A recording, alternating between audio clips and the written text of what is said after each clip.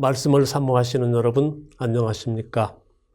이번 기는 우리가 공부한 대로 로마서를 공부하게 됩니다. 우리 종교개혁 500주년을 맞이해서 지난 기에는 갈라디아서, 이번 기에는 로마서를 공부하게 되죠. 같은 주제로 공부를 계속하겠습니다. 우리 로마서의 총 주제는 오직 믿음으로 얻는 구원입니다. 우리 로마서의 핵심은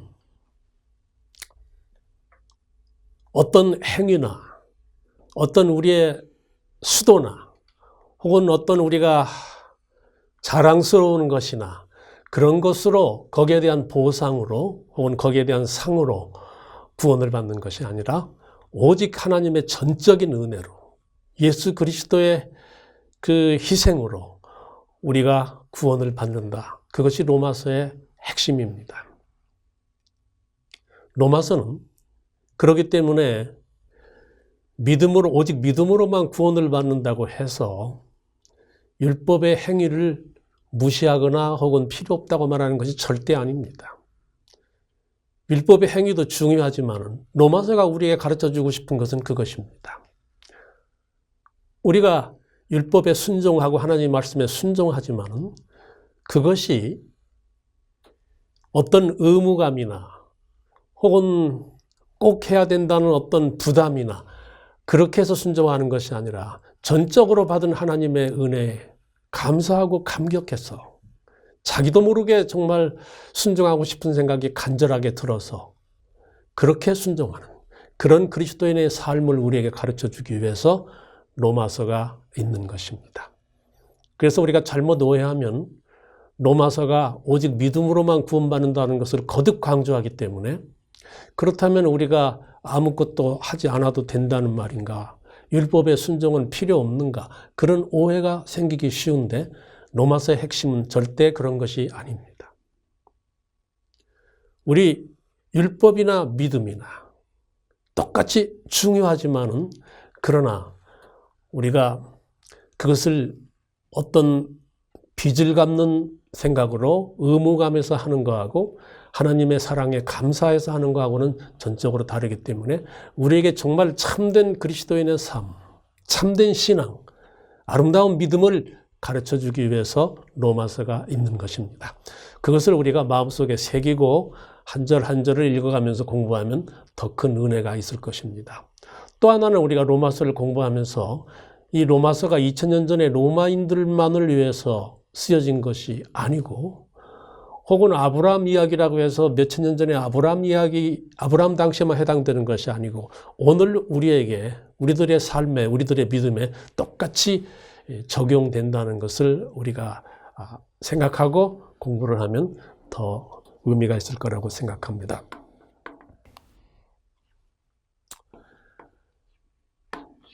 이번은 이제 제 5과를 공부할 차례입니다. 총 제목이 아브라함의 믿음이죠. 로마서 제4장을 공부하게 됩니다. 기역절은 우리가 믿음으로 말미암아 율법을 폐하느냐? 그럴 수 없느니라. 도리어 율법을 굳게 세우느니라. 로마서 3장 31절입니다. 왜 4장을 공부하면서 3장 31절을 기역절로 선택했는가? 아마 저자가 이 성경 구절을 좋아하시는 것 같습니다. 믿음이 최고로 높아지는 곳에 율법도 최고로 높아지는 것이다. 그런데 우리가 4장을 공부하기 때문에 4장에서 적당한 기역절을 하나 찾는다면 4장 3절이 되겠습니다. 성경이 무엇을 말하느냐? 아브라함이 하나님을 믿음에 그것이 그에게 의로 여겨진 바 되었느니라. 4장 3절 말씀이고 창세기 15장 6절 말씀에 근거한 말씀이기도 합니다. 우리가 오늘 4장을 공부하는데요. 4장은 아브라함이 행위로 구원받은 것이 아니라 믿음으로 구원을 받았다. 그것을 강조하는 장인데 왜 4장이 필요한가? 우리가 제1장에 로마서 1장에서는 복음의 정의에 대해서 공부했습니다. 복음은 모든 믿는 자에게 구원을 주시는 하나님의 능력이다. 복음은 하나님의 아들에 관한 약속이다. 복음의 정의와 그것이 얼마나 기쁜 소식인가를 1장에서 우리 공부했죠. 1장의 후반부는 그 복음을 거절하는 사람들에 대한 하나님의 진노입니다. 하나님께서 왜 진노하시나?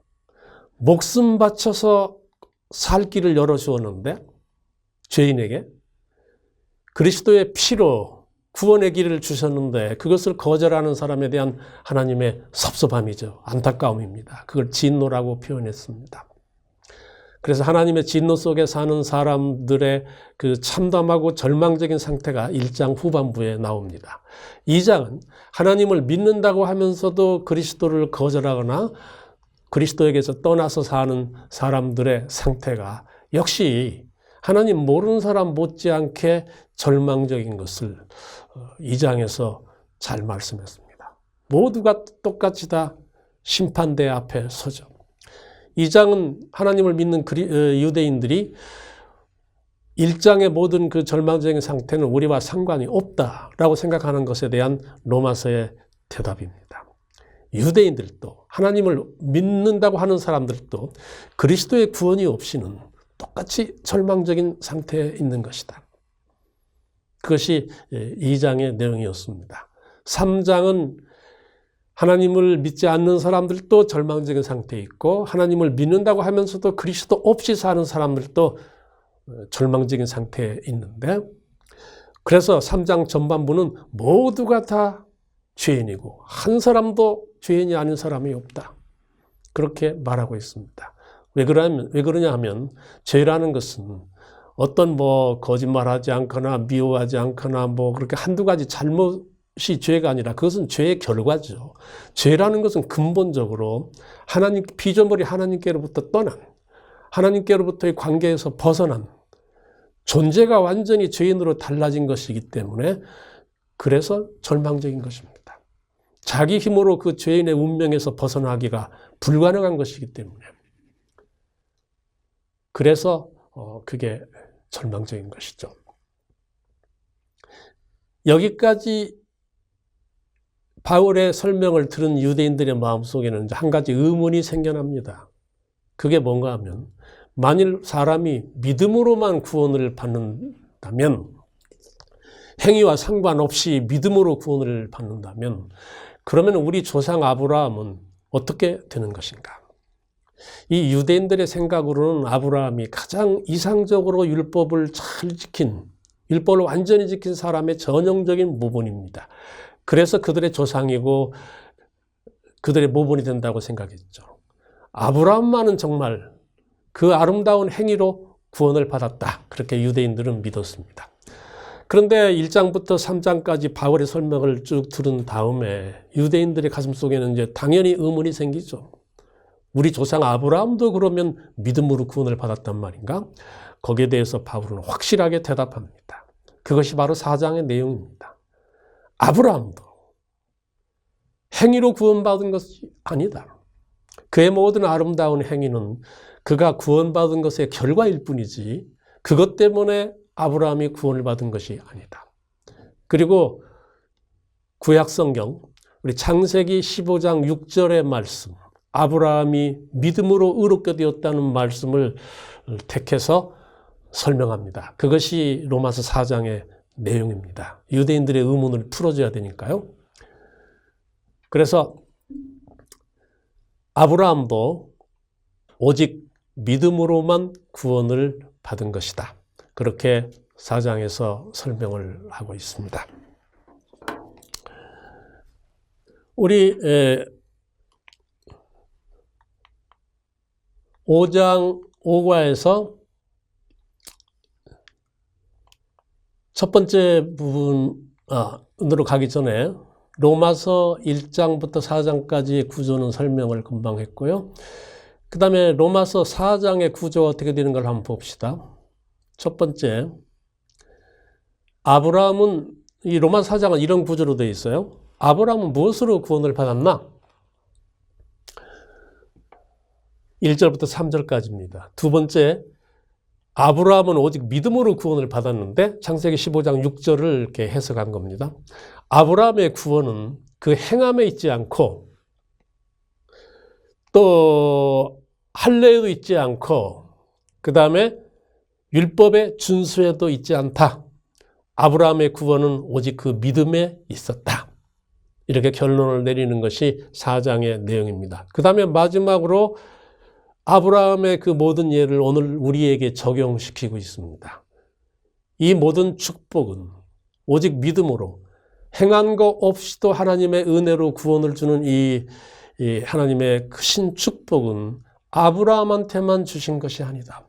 오늘날 아브라함의 믿음의 발자취를 따라가는 우리 모두에게도 똑같이 주신 은혜의 축복이다. 그렇게 결론을 맺는 것이 4장의 구조입니다. 이 로마서에서 아주 거듭되는 그런 주제죠. 주제절은 로마서 또 3장 31절을 선택을 저자가 했는데 역시 이 구절을 아주 좋아하는 것 같습니다. 우리가 이 첫째 날 공부하면서 우리가 좀 토의할 문제들은 구약은 율법을 중시하고 신약은 믿음과 은혜를 강조하는 그런 책인가? 이렇게 생각하는 분들이 있는데 이것이 맞는가 한번 생각을 해봐야 되겠습니다. 두 번째, 구약은 불완전하고 신약은 완전하다. 또 구약 시대는 옛 언약으로 구원받고 신약 시대는 새 언약으로 구원받는다. 이렇게 보통 생각하는 분들이 있지만 이것이 맞는가 틀리는가? 이것들은 다 틀렸습니다. 구약이나 신약을 다 통틀어서 우리가 율법으로 구원을 받지는 않습니다. 구약 시대나 신약 시대나 다 하나님의 은혜로 믿음으로만 구원을 받죠. 구약 시대는 율법으로 구원받는 게 아닙니다. 아담과 하와가 타락한 이후로 율법의 행위로 구원받는 사람은 이 세상에 하나도 없어요. 타락한 인간은 율법의 행위로 구원받을 수 없습니다. 구약 신약을 통틀어서 다 마찬가지죠. 또 구약은 불완전하고 신약은 완전한가? 그렇지 않습니다. 둘 다 완전한 하나님의 은혜와 사랑이 흐르고 있습니다. 신구약 전체를 통해서. 구약 시대는 옛 언약으로 구원을 받는가? 절대 그렇지 않습니다. 구약 시대나 구약의 모든 인물들 다 오직 믿음으로만 구원을 받습니다. 신약 시대도 마찬가지죠. 아담과 하와가 타락한 이후로는 그 언약이 깨트려졌기 때문에 하나님과의 첫 번째 그 언약 속에서 피 없는 언약 속에서 살 수 있는 사람은 아무도 없죠. 새 언약이라는 것은 더 나은 언약으로 그리스도의 피가 있는 것이 새 언약입니다. 그래서 이 그리스도의 피 때문에 옛 언약의 구약 시대는 구약 시대는 그리스도의 피가 아니라 짐승의 피로 제사를 지냈기 때문에 이거 옛 언약 속에 산 것이 아니냐 그렇게 하는 사람도 있지만은 그렇지 않고 구약 시대나 신약 시대나 다 새 언약 속에서만 살 수가 있습니다. 피가 있는 것은 다 새 언약입니다. 그것이 비록 짐승의 피라 하더라도 피가 있으면 그건 새 언약이죠. 짐승의 피는 그리스도의 피를 상징하는 것에 불과하죠. 구약 시대는 아직 예수님께서 돌아가시기 전이기 때문에 짐승의 피로 할 수 없이 그리스도의 피를 상징했죠. 그러나 그것은 불완전한 것이 아닙니다. 그 당시로서는 그것이 완전한 속죄의 방법이었어요. 이제 신약 시대에 와서 예수님께서 십자가에 돌아가셨기 때문에 더 완전한 그 원형이 오셨기 때문에 이제 짐승의 피는 필요 없게 됐지만 그래서 그걸 불완전하다고 생각하지만은 그러나 구약 시대도 역시 그리스도의 피로 구원받은 것이 확실합니다. 우리 10번째 재앙을 생각해 보십시오. 애굽에서 있었던 그날 밤에 모든 큰아들이 다 죽는데 오직 피를 바른 집만 살았습니다. 그 당시에도 무슨 다른 것으로 구원을 받은 것이 아니에요. 오직 그리스도의 피로만 구원을 받았습니다. 그래서 우리가 구약과 신약을 불완전과 완전, 옛 언약과 새 언약 그렇게 가르는 것은 옳지 않습니다. 구약이나 신약이나 똑같이 하나님의 은혜로 오직 믿음으로 오직 그리스도의 피로만 모든 사람들이 다 구원을 받았습니다. 그러면 우리가 구약시대에 구원받은 사람들의 예를 한번 들어봅시다. 어떤 사람들이 있는지. 아브라함이 있죠. 바울이 이 로마서 4장에서 말하고 싶은 것이 그것입니다. 창세기 15장 6절. 우리들이 정말 아브라함만은 율법을 완전히 지켜서 구원을 받았다 그렇게 생각하지만은 사실은 아브라함도 어떤 율법을 지켜서 구원받은 것이 아니다. 그가 혹은 이삭을 하나님께 바쳐서 구원받은 것이 아니다. 그가 이삭을 잉태하기도 전에, 할례를 받기도 전에, 어떤 율법을 행하기도 전에 창세기 15장 6절에 보면 그가 믿음으로 구원을 받았다. 그렇게 말씀하지 않았느냐. 그러니까 율법의 완성자같이 보이는, 율법을 잘 지킨 것처럼, 완전히 지킨 것처럼 보이는 아브라함조차도 믿음으로만 구원을 받은 것이다. 그렇게 말씀하고 있습니다. 그 다음에 또 구약에 누가 있습니까? 라합. 우리 야고보서는 라합의 행함을 칭찬했는데요. 라합이 물론 선한 일을 했죠. 스파이들을 살려주었습니다. 그러나 여호수아 2장 8절에서부터 15절까지를 읽어보면 라합이 스파이들을 숨겨주기 전에, 그들을 살려주기 전에 신앙 고백을 합니다.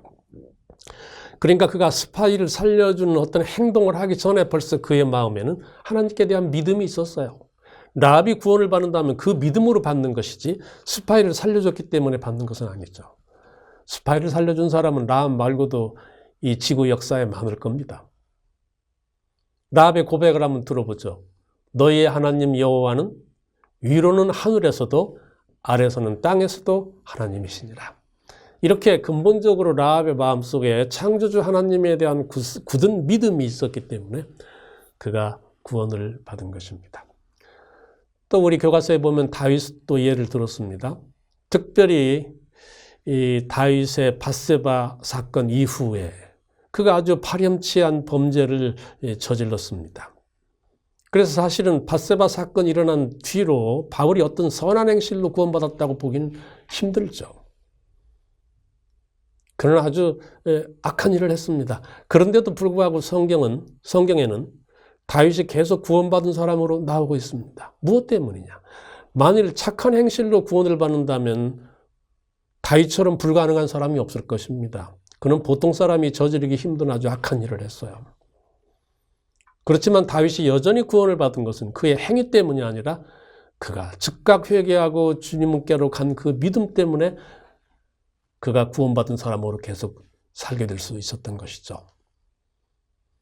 또 우리 구약 성경에서 구원받은 사람으로 나아만 장군을 우리가 들 수가 있습니다. 나아만 장군도 그가 그 나병에서 구원을 받은 것은 그가 가져온 수많은 선물이나 그런 것 때문이 아니고 그가 요단강에 7번 들어가는 그의 믿음 때문에 그렇습니다. 그래서 우리 첫째 날 우리가 공부하면서 구약에 있는 모든 사람들도 오직 믿음으로만 구원을 받았다는 것을 우리가 확실히 알게 됩니다. 다시 한번 강조하지만 로마서가 믿음을 강조하는 것은 어떤 순종이나 행동을 소홀히 여겨서 그런 것이 절대로 아닙니다.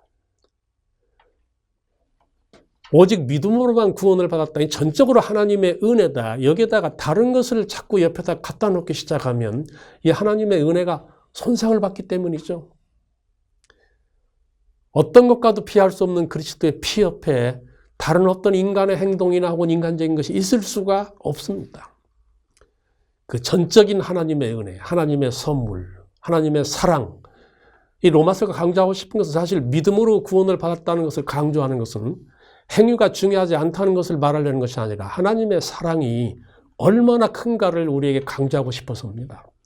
어떤 선한 행동도 있기 전에 벌써 우리를 사랑하시고 우리를 구원하셨다. 믿기만 하면. 그것을 하나님의 사랑을 강조하고 싶어서죠. 그래서 우리가 행위 없이 믿음으로만 구원을 받는다 그렇게 생각하기 전에 그 전에 있었던 우리 어떤 인간적인 행동보다도 먼저 전에 있었던 하나님의 사랑, 은혜에 대해서 감격하고 또 참으로 기뻐하고 감사하는 것이 필요하겠습니다. 우리 다음으로 가봅시다. 우리 둘째 날이죠. 빚이냐 은혜냐 그런 제목인데 우리 주제절은 로마서 4장 첫 번째 부분에 나오는 것입니다. 6절, 7절. 일한 것이 없이 하나님께 의로 여기심을 받는 사람의 복에 대하여 다윗이 말했다. 불법이 사함을 받고 자기 죄가 가려짐을 받는 사람들은 복이 있다. 이런 말씀인데 이 아브라함 이야기를 시작하면서 우리 인간이 어떤 행동도 하기 전에 아무 일도 하기 전에 어떤 상 받을 것도 없는데 어떤 의로운 행동도 없는데 우리를 구원하신 하나님의 은혜와 또 우리들의 축복에 대해서 말씀을 하고 있습니다. 우리 둘째 날에 토의할 문제들은 이런 것들입니다. 우리가 구원받은 것은 하나님께 빚진 것인가? 아니면 하나님의 전적인 선물이요 은혜인가? 그 다음에 아브라함이 구원받은 것은 행위의 대가인가? 하나님의 은혜인가? 뭐 비슷한 질문입니다만은 한번 우리 살펴보겠습니다. 오늘 제목이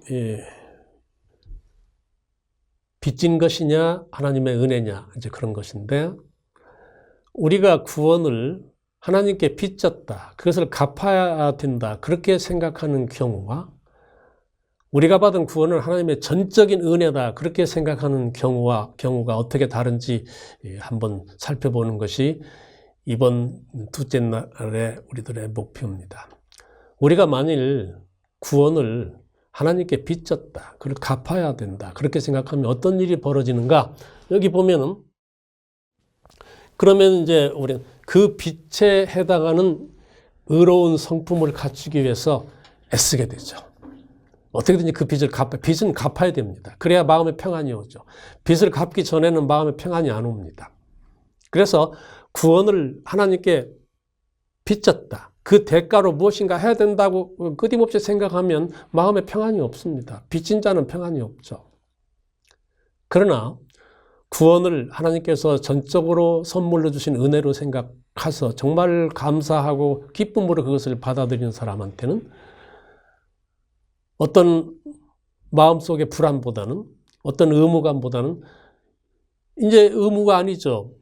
그게 다 구원을 이미 받았기 때문에 기쁨과 감사만 있기 때문에 그래서 그분의 의로운 품성을 자기도 모르게 반사하기를 소원하게 됩니다. 이런 차이가 있습니다. 두 번째로는 빚을 갚기 위해 늘 마음이 무겁습니다. 만일 구원을 빚진 자로 생각하면. 근데 이걸 은혜로 생각하면 은혜로 용서받고 빚을 탕감받았기 때문에 늘 마음속에 기쁨과 평안과 감사가 있죠. 세 번째는 구원을 빚으로 생각하고 갚아야 된다고 생각하면 그러면 늘 자기가 중심이 됩니다. 내가 이것을 해서 이것을 갚아야지. 이것을 해야 또 하나님께서 받아주시겠지. 이렇게 구원의 대가로 무엇을 해야 된다고 생각하면 자기가 중심이 돼요. 그러나 모든 것이 나를 구원하신 예수 그리스도의 은혜다 그렇게 생각하면 하나님과 예수 그리스도가 우리 삶과 신앙의 중심이 됩니다. 네 번째는 이 구원을 하나의 빚으로 열심히 일해서 상으로 받는 것으로 이렇게 그렇게 생각할 경우에는 끊임없이 그 표준에 미치지 못하는 자기를 바라보게 됩니다. 그리고 실망하고 좌절하고 절망하게 되고 그렇게 되거나 혹은 자기가 그것을 다 이룬 것처럼 그렇게 생각하는 위선자가 되기가 쉽습니다. 그렇지만 이 모든 것을 다 은혜로 생각하면 우리는 이것을 은혜로 주신 예수 그리스도를 끊임없이 바라보면서 희망과 용기를 가지고 살게 되죠. 이것이 구원을 우리가 무엇인가 해서 갚아야 되는 빚으로 생각하는 사람과 그것을 전적인 하나님의 은혜로 생각하는 사람. 우리가 또 로마서 핵심으로 가면 율법을 따라서 그것을 준행하면서 거기에서 구원의 확신을 얻으려고 하는 사람의 삶과 오직 예수 그리스도의 은혜로 구원을 받고 기쁨과 감사에 넘쳐서 율법을 순종하고 싶어하는 사람, 이 두 사람의 생애의 차이를 토론하고 공부하는 것이 이번 둘째 날의 목적이기도 합니다.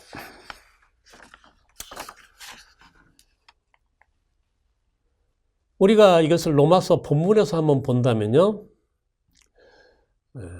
구원을 빚진 것으로 생각하고 갚아야 된다. 무엇인가 해서 우리가 늘 갚아야 된다. 그렇게 생각하면 무슨 일이 벌어지냐면 로마서 5장 말씀처럼 하나님의 진노 속에서 살게 돼요.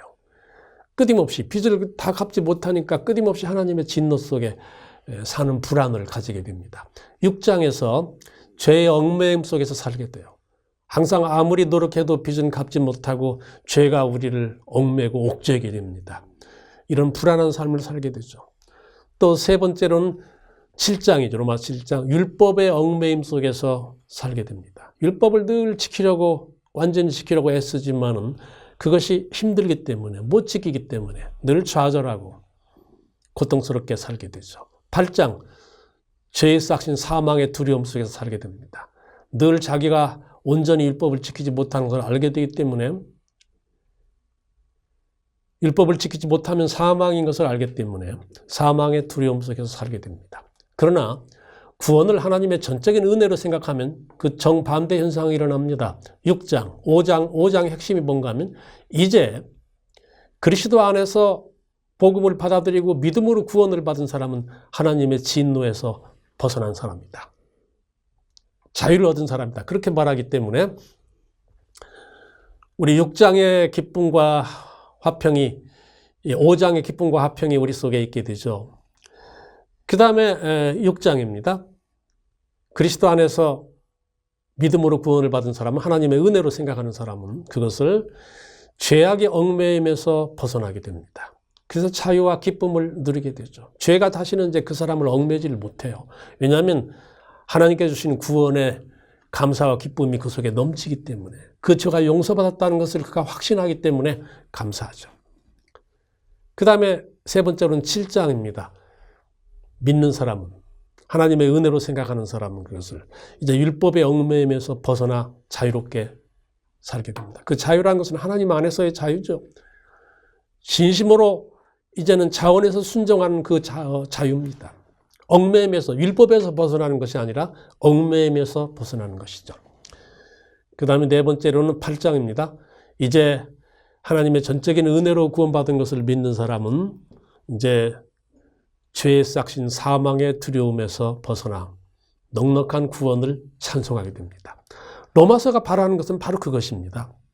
믿음만 중요하고 율법은 필요 없다, 그것이 아니라 믿음이 높아지는 곳에 율법도 똑같이 높아지고, 믿음과 율법이 똑같이 중요하지만, 똑같이 우리에게 필요한 것이지만 이렇게 큰 차이가 있다, 그것입니다. 그러니까 이렇게 어두운 삶을 살지 말고 이렇게 밝은 삶을 살아라, 그것이죠.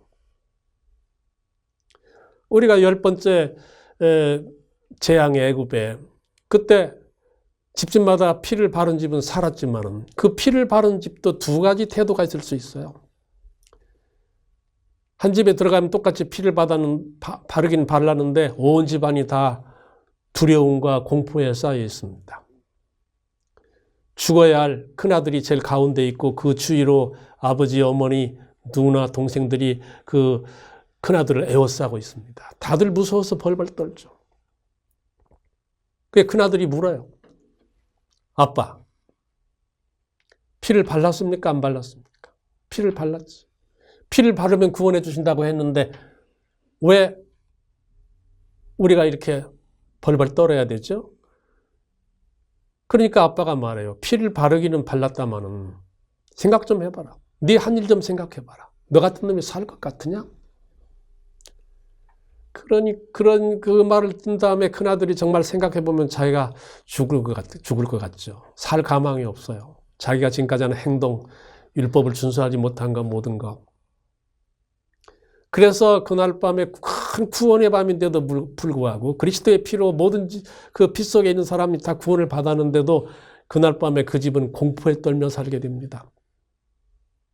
그 옆집을 가면 정반대예요. 옆집은 죽어야 할 큰아들이 더 큰 소리로 찬양하고 노래하고 오늘 밤 나는 죽어야 되지만 그리스도의 피로 나는 구원을 받았다. 오늘 밤 우리는 영원히 이 죄악 세상 애굽을 떠난다. 온 집안이 춤추며 노래하고 감사합니다. 여러분 그날 밤에 그리스도의 피 속에서 똑같이 구원을 누려야 될 두 집의 차이가 이렇게 큽니다. 로마서가 우리에게 말하고 싶은 것은 그겁니다.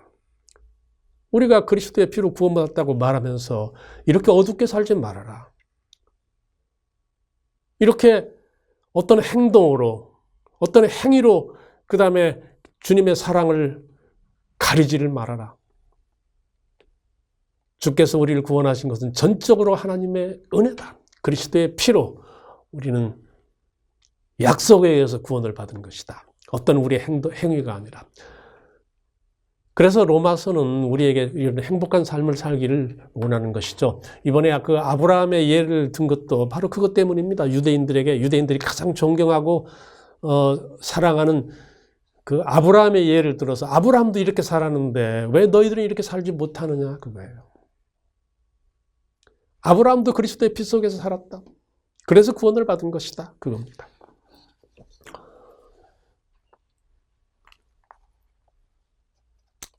우리 셋째 날로 한번 가보겠습니다. 셋째 날 주제는 율법이냐 약속이냐 그런 제목입니다. 우리 둘째 날하고 뭐 율법이냐 믿음이냐 하고 비슷하지만은 로마서 4장 13절이 주제절입니다. 아브라함이나 그 후손에게 세상의 상속자가 되리라고 하신 말씀은 율법으로 말미암는 것이 아니고 오직 믿음의 의로 말미암는 것이다. 다시 아브라함 이야기로 돌아와서 아브라함이 구원을 받은 것은 그리고 그 후손들이 다 구원을 받은 것은 어떤 행위가 아니라 율법 때문에 그런 것이 아니라 믿음으로 의롭게 되고 믿음으로 구원을 받은 것이다. 여기서 우리가 한 가지 생각해 볼 것이 있죠. 율법과 약속은 어떻게 다른가? 우리 토의할 문제입니다. 우리가 구원받은 것은 율법 때문인가? 약속 때문인가? 이 언약을 약속이라고 볼 수가 있죠. 율법과 약속은 어떻게 다릅니까?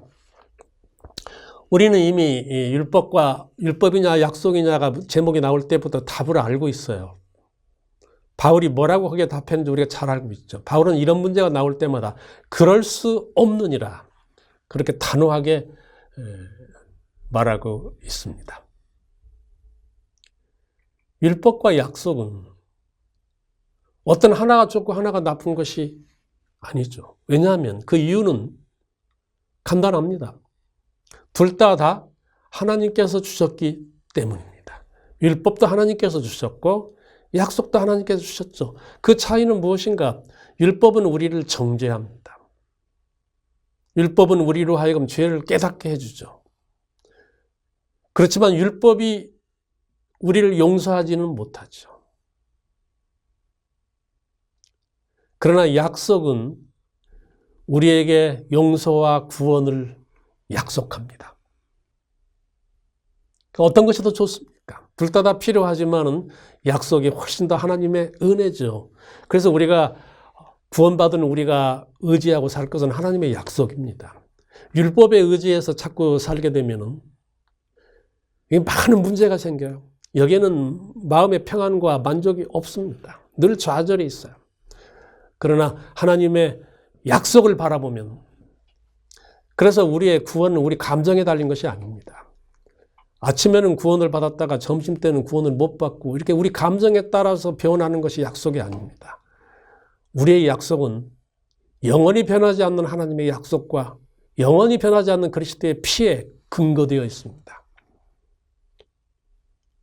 그러니까 우리의 감정에 따라서 쉽게 없어지거나 사라지는 것이 아니죠.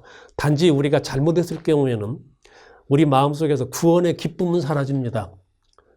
다윗이 밧세바 사건을 일으켰을 때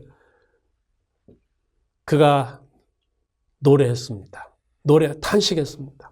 주님, 시편 51편에서 저에게 구원의 기쁨을 회복시켜 주십시오.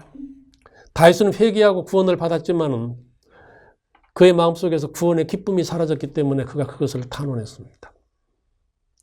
우리가 어떤 때 잘못했을 때 구원의 기쁨은 사라지지만 구원이 사라진 것이 아니에요. 구원은 우리의 감정이나 한두 번의 실수로 사라지는 것이 아닙니다. 그것은 하나님의 약속이죠. 그래서 우리가 그 약속을 굳게 붙잡아야 되겠어요. 그래야 우리가 승리할 수 있습니다. 10번째 재앙의 밤에 제가 이 10번째 재앙을 자주 이야기할 건데요. 좋은 그 성경상 예화이기 때문에 우리가 큰아들한테 피 안에 있는 큰아들한테 너 정말 오늘 밤에 구원 받았냐? 너 확실해? 너 살 수 있을 것 같아? 그렇게 물어보면 큰아들이 그 순간에 자기를 바라보면 아무 소망이 없죠. 자기 안에 어떤 행위를 바라보면 소망이 없습니다. 그날 밤에 큰아들이 희망을 가지고 확신을 가지려면 뭘 봐야 되느냐면 약속을 봐야 돼요. 그 약속이 바로 문설주에 발라진 그리스도의 그 어린 양의 피입니다. 그리스도의 피를 상징하는. 그 피를 바라봐야 그날 밤에 그 큰아들은 살 수가 있어요.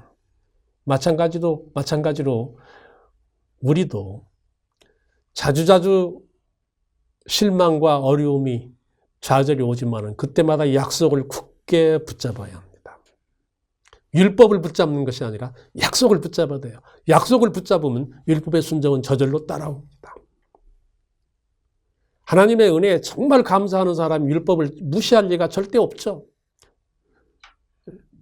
어떤 것이 더 성화가 되겠습니까? 감사와 기쁨 속에서 성화가 되겠습니까? 공포 속에서 성화가 되겠습니까?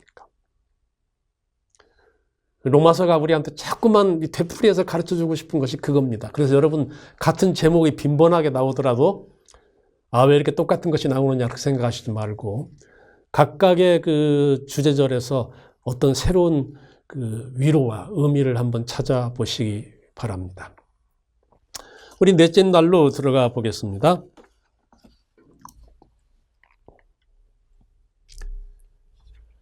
율법과 약속은 서로 반대되는 것인가? 이렇게 이제 늘 그 로마서에서 반복되는 것이지만 믿음을 강조해 놓고 하나님의 은혜를 강조해 놓고는 그래도 염려가 돼 가지고 사람들이 혹시 그렇다면 율법을 소홀히 생각하면 어떻게 될까? 그런 염려 때문에 항상 그 다짐하는 부분이 나옵니다. 이번 넷째 날도 지금까지 믿음을, 약속을 강조해 놓은 다음에 그러면 이것이 율법을 필요 없게 만드는 것이냐, 서로 개념이 반대되는 것이냐, 그렇게 지금 다시 한번 다짐을 하고 넘어가려고 하는 것입니다. 우리가 답을 미리 알죠? 여기 갈라디아서 3장 21절을 인용했네요. 로마서에서 인용하면 더 좋은데 여기에 그러면 율법이 하나님의 약속들과 반대되는 것이냐? 우리는 바울의 대답을 미리 알고 있습니다. 바울은 이럴 때마다 아주 강한 부정을 사용합니다. 그럴 수 없느니라. 그럴 수 없느니라.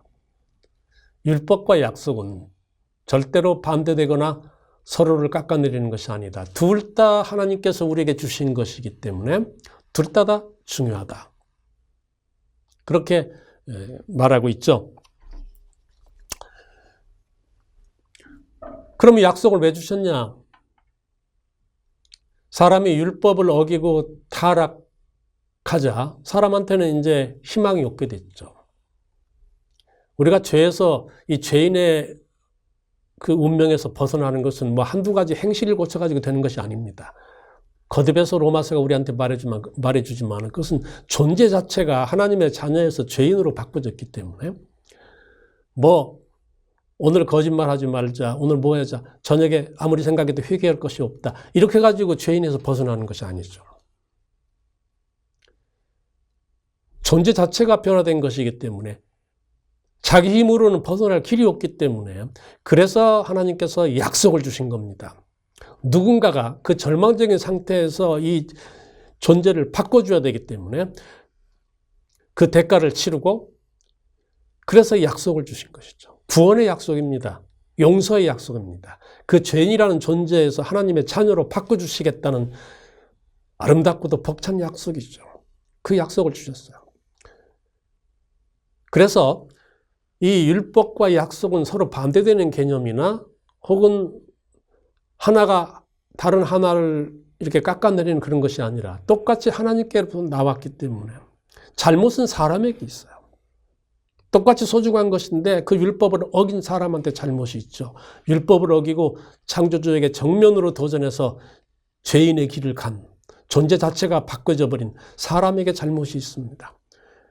이 사람을 그냥 버려두지 않으시고 약속을 주셔서 구원의 약속을 주셔서 우리에게 살 길을 주신 하나님의 은혜를 우리가 참 날마다 찬송해도 부족합니다.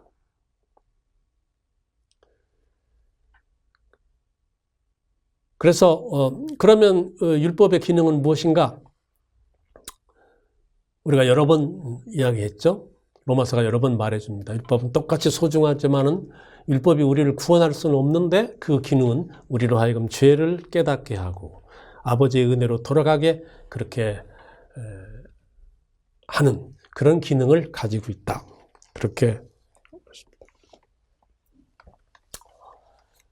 우리 다섯째 날로 한번 가보겠습니다. 다섯째 날 주제는 이제 율법과 죄입니다. 우리 아브라함의 이야기를 하면서 계속해서 아브라함이 구원받은 것이 율법이냐 아니면은 하나님의 은혜냐 그것을 계속 말하면서 율법과 이 관계들을 율법과 믿음, 율법과 죄, 그 율법과 언약 이런 관계들을 공부하고 있습니다. 로마서 3장 20절이 주제절이죠. 율법의 행위로 그의 앞에 의롭다 하심을 얻을 육체가 없다. 율법으로는 죄를 깨닫는 것이다. 같은 주제들이 이렇게 반복되고 있습니다. 이 로마서 4장의 이 다섯째 날 주제는 이 로마서 4장의 총 결론입니다. 즉 아브라함이 무엇으로 구원을 받았나의 총 주제입니다.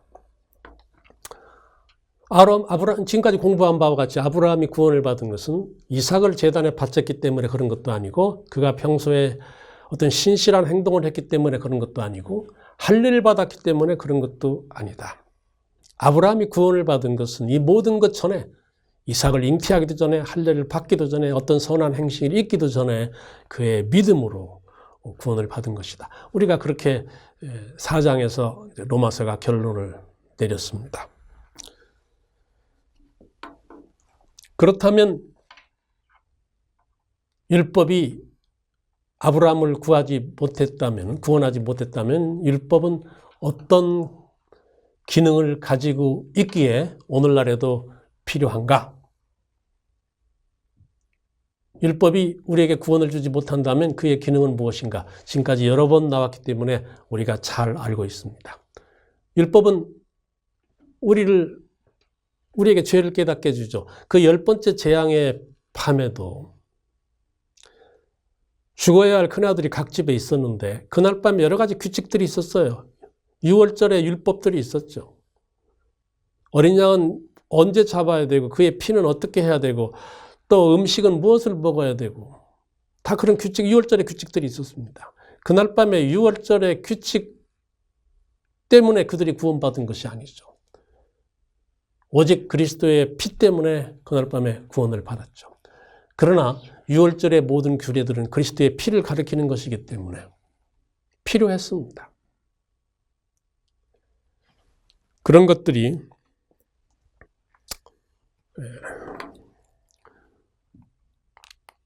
율법의 기능이다. 그렇게 말해주고 있습니다. 이 율법과 죄의 관계이기 때문에 한번 살펴보겠습니다. 율법과 죄는 어떤 관계가 있는가. 첫 번째, 율법은 죄를 깨닫게 해주지만 죄를 용서하지는 못합니다. 두 번째, 율법은 죄를 확정해 줍니다. 정죄해 주죠.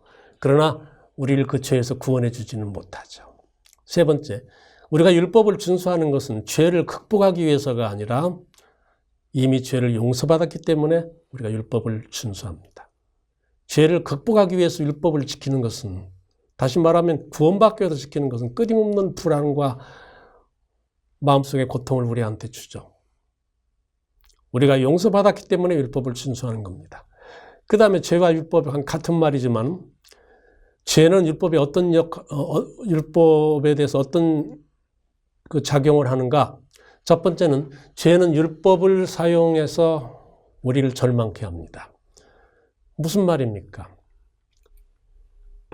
율법은 끊임없이 우리를 정죄하죠. 너 같은 사람은 구원받을 가치가 없어. 네 죄는 너무나 커서 하나님도 구원하실 수 없어. 이렇게 우리를 율법은 원래 선하고 아름다운 것이지만 죄가 율법까지도 사용해가지고 우리를 절망시킵니다. 이 로마서 7장에 가면 우리가 좀 더 자세히 공부를 할 수 있습니다. 두 번째는 죄가 율법을 사용해서 우리를 자만케 합니다. 반대죠. 어떤 것입니까? 너는 율법을 다 지켰어. 너는 완전해. 그러니까 이제 네 맘대로 살아도 돼. 율법과 상관없이 이제 살아. 그래서 우리를 영적 교만에 빠지게 하고 자만에 빠지게 합니다. 세 번째로 죄는 율법을 사용해서 우리를 그리스도에게서 멀어지게 합니다. 자기가 점점 중심이 되고 그리스도는 점점 마음속에서 멀어지게 만듭니다. 오직 율법만을 생각하게 되죠. 내가 무엇을 해야 되나 그것만을 생각해서 그리스도의 피의 그 은혜와 감사는 점점 우리 삶에서 멀어지게 되도록. 율법은 선한 것이지만 죄가 율법을 사용해서 이렇게 우리를 그릇된 길로 인도할 수도 있습니다. 이것이 로마서 7장에 나오는 이 탄식인데 우리가 7장에 가서 좀 더 자세히 공부하겠습니다. 그래서 로마서를 공부하면서 우리에게 가장 필요한 것은 이 모든 것들을 떠나서 오직 믿음의 주요 온전케 하시는 이인 예수 그리스도를 바라보는 신앙을 갖는 것입니다. 로마서가 거듭거듭해서 가르쳐주고 싶은 것도 그것입니다.